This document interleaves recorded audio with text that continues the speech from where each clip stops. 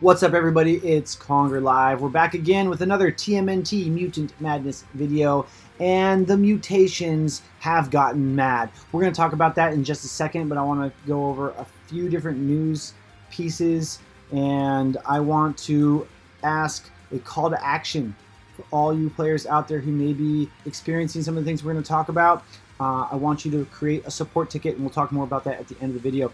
So the first thing I want to talk about, I actually need to pull up here, is I had a question because I was analyzing. I have a spreadsheet some of you guys may or may not know about. The link is in the description down below. I haven't finished updating it from the most recent updates, but I have updated a lot. And so I had this question after analyzing the changes to April's ambush interview, which is her ultimate. I wanted to know, does the give 25 alertness for 6 seconds to allies at or under negative 25 alertness happen after give plus 15 alertness for 3 seconds, or is it check all at once, effectively 15 for all and 40 for those that are under 25? Since it's all part of the same skill, it had me wondering the order, description, and the order of operation all at once. So reading the skill again, select an enemy at range 4, inflict stun for 3 seconds, inflict stun for 3 extra seconds to enemies under negative 20 will. Target other allies, give plus 15 alertness for 3 seconds. Give plus 25 alertness for 6 seconds to allies at or under 25 alertness. Target all enemies, inflict negative 75 alertness. Now, because Marshall got back to me, only took a day or two, but so thank you, Marshall, for getting back to me. Now, order of operations depends on the order the statuses are listed in the skills script. So it goes the stun first, and then it extends the stun for if they're under the 20 will. Then it gives the 15 alertness, and then it gives the 25 alertness, which I think doesn't make sense. So he says, generally speaking, the order of statuses matter when they order them to be most beneficial to the user. So the stun coming off first would actually be very useful here in this case. But the skill descriptions also generally match the order of operations, generally. So there's probably some exceptions.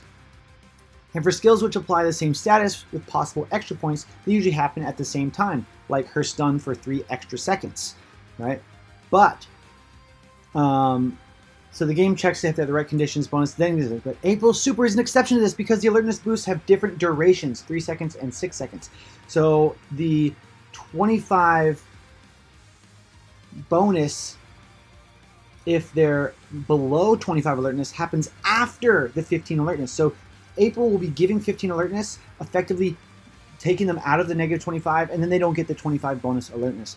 So he says they will be fixing this, which will make April better, which is awesome because even though it works this way, I think she's still doing a great job. But this is how it should work, and it's not happening. But he says that it will be correcting it in a mid-season patch. Now, the reason why I have this other thing up, mid-season patch, they had this roadmap, right? They updated the roadmap just under 2 weeks ago. We're already in Season 5. They left Season 3 and 4 on there just saying complete. And in progress, they said new story, Sewer Surfers, not the new game mode, Clan Siege, equipment updates, and UI. So coming back down here, Clan Siege was originally planned for Season 3. They had to push it back, so we should be getting that. So maybe when they have this mid-season update, we will finally get Clan Siege. No date for that is out yet, so hold on to your shells, ninjas. We just don't know. The equipment update, PvP rewards will be updated to award random item types instead of a specific piece. So this will relieve some of that tanking for specific pieces, which you guys have maybe seen me talk about and do to try and target that wood, because wood is hard to get, right? And some other improvements and whatnot, right? Sewer Supers is a future update. So even though this story mode is like Sewer Surfers because of the Rat King, there will not be the Sewer Surfer game type. I don't think they're going to have that. It says it's a future update, so that's that. So I want to go back here. Tanking for rewards. A couple of things with rewards. Dimension Clash. Right now, I am first place rankings. I'm at 120 compared to 114. Now, I'm not sure if Ronnie or Donnie has used his attack set today, so I'm really holding out to win or lose battles, but I can afford to lose one. I'm hoping that I can get into this Clash battle, and we will see another tune that has a mutation, because we know right now Toka and Slash and Metalhead are on mutation. If I go into battle, we can take a look. We see already Taka has been moved up 49k. He is scaled. If I click on Taka, 49k, right? Because he's already getting the 50% mutation bonus, right? The enemy Taka, 42k. Metalhead, 23k. 28k. My Metalhead, 28k, right? But when I press battle, and now I click on Taka, 74k for his turtle power. He just got the mutation again. But when we click on the enemy Taka, he did not get it. So we are actually, as an attacker, 43k. As an attacker, we are double benefiting from the mutation, or this is just a typo. It looks like there's more turtle power there, but there isn't really that extra turtle power. I do not know what's actually happening here, but that would explain why Ace Duck was blasting for such huge amounts when he was on mutation, and otherwise he basically is steaming, flaming dumpster fire, right? So what do you guys think about this? Like, I just walked right over those guys. I need to actually hold back because I actually want to tank down and try and target 107. Probably won't be able to do that now. That one win might have just shot it for me. I'm going to wait on that. The other thing I want to talk about is the rewards. Not for solo rewards, right? I'm on deck for first place, some blue gear, but for clan rewards. Okay.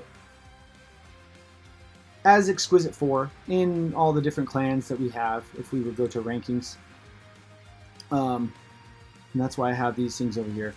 I'm going to pull up Turtles Forever. Someone from Turtles Forever has been asking me questions and brought this to my attention. Turtles Forever is in the same clan shard, Clan Clash shard. We call it. I call it a shard because coming from Swigo, the grouping of opponents. Turtles Forever. There they are. They're in the same competitive bracket that I'm in, that my Exquisite 4 is in. But what is this? Their rewards are less? You see, this was earlier this week, 5 days. Their rewards are less than mine. What is this? There is no orange bits. Now, some of you are saying, what? Why is that? That doesn't seem right, and it doesn't seem right.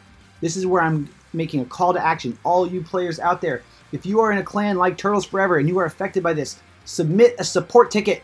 Tell them they are robbing you of rewards. Now, what they're going to tell you is that, well, your rewards are based on how your rank started, right? So they have moved up. Turtles Forever have moved up to the same rank, this symbol. I'm not sure what this symbol is called. They have moved up, but I took screenshots at the beginning of the week. Mr. Miyagis Dojo is competing against Slash for Cash, right? Slash for Cash Dojo, they're going to have the same type of rewards that you see here, with orange bits available to them. But Mr. Miyagi's Dojo, who has to fight against them, gets lower rewards.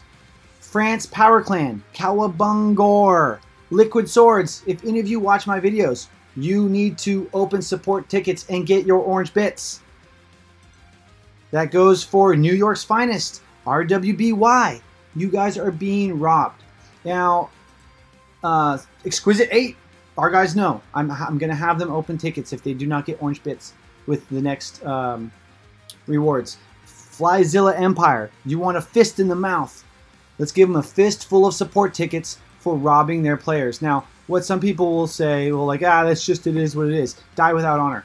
But the way I see it, now I'm not a big fight guy, UFC or boxing, but if you have heavyweight versus heavyweight, they get to compete for the same purse, the same amount of prize money. Welterweight versus welterweight, they fight, they get the same, fighting for the same prize money. But because it's a different class, there's not as much money in the welterweight as there is in the heavyweight, because people are more interested in seeing the big guys slug at it.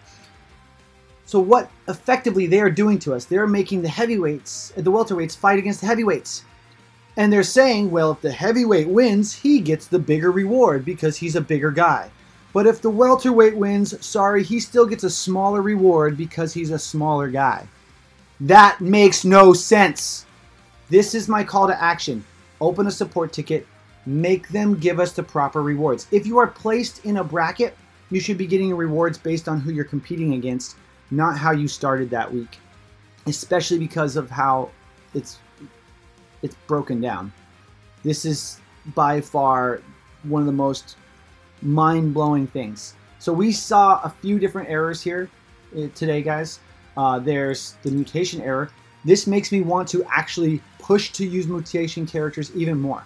All right, so I'm actually thinking about next week, I'm going to go ahead and level up Anthrax, even though I can only get him to 200, because if he gets double mutation power bonus, that's going to make him extremely effective. And it makes sense why it seems so beneficial, right? My Anthrax is level 1, but I have enough ooze, I can take him to 200. I could take him to 225 if he was 4-star, and I would definitely use him. But even at 200 3-star, he's going to be able to punch up. It's mind blown. Okay, what do you guys think about these issues? Are the devs doing enough? I know some probably are. I don't know how the congregate business model structure works. I know that they are understaffed in a sense, but guys, treat your players well. Your players will stick around. They'll stay. They will spend money on your game. You don't treat your players well, you'll lose them. We've already lost some big spenders because of some of the snafus that have happened throughout this game's life. Let's take care of our players. And if you want to make sure you're getting taken care of, everyone in those clans that I mentioned, open a support ticket. With a flood of support tickets, they will have to listen. They will have to listen.